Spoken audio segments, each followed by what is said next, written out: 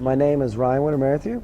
I'm the head brewer at Siren Craft Brewery, located in Finch Hampstead, United Kingdom. As you might be able to tell, I'm not English. I am an American based in Europe. I got my start in the US, and then from there I went to Denmark and brewed for a while, and then I started this brewery in the UK. The Siren Craft Brewery started in 2013. Sold our first beer in March of 2014. It was started by Darren Anley, and it was mainly a passion project to open up a more American-influenced craft brewery in the United Kingdom. There wasn't too many people doing that type of stuff yet, so we thought we could make a difference. When we started Siren, there was always that temptation to start with a smaller brewery and see how things go and everything. But Darren was told very early on, if you can afford it, double the size. If you can really afford it, triple the size. So from the very beginning, we bought a larger brew house than most starting breweries. We have a 50 hectoliter brew house. We have 7 70 hectoliter fermenters, 50 hectoliter bright. We have a really nice 12 head CMEC bottling line and everything.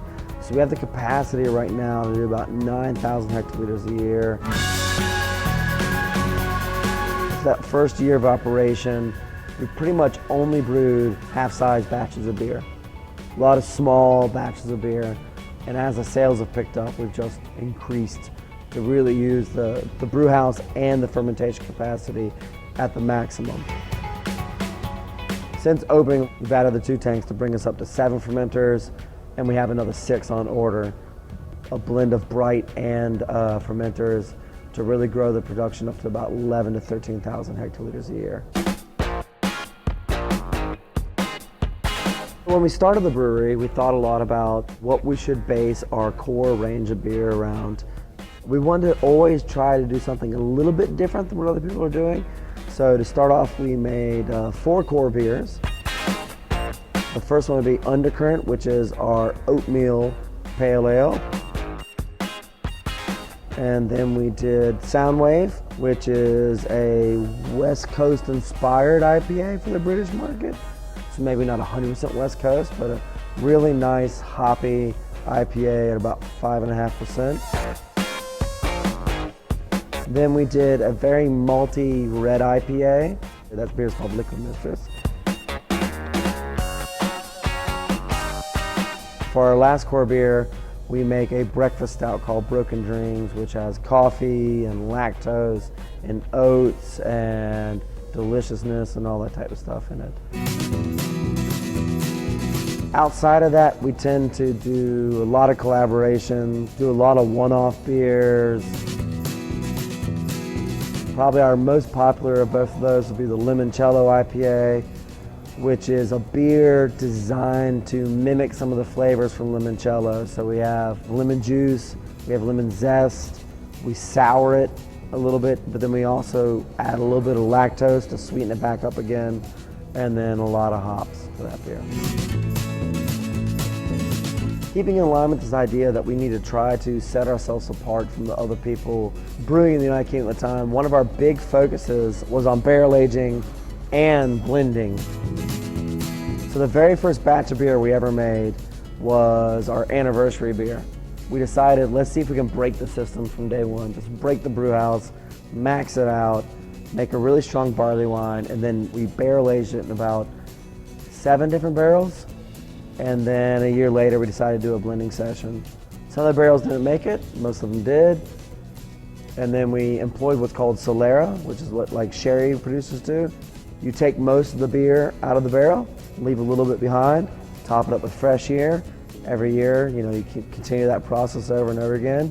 It just adds the complexity of the final product. We're up to about 100, 110 barrels right now, mixed between wild fermentation, normal fermentation. Some of the ones that we've put out in the past year that have been very popular would be our limoncello aged in bourbon barrels.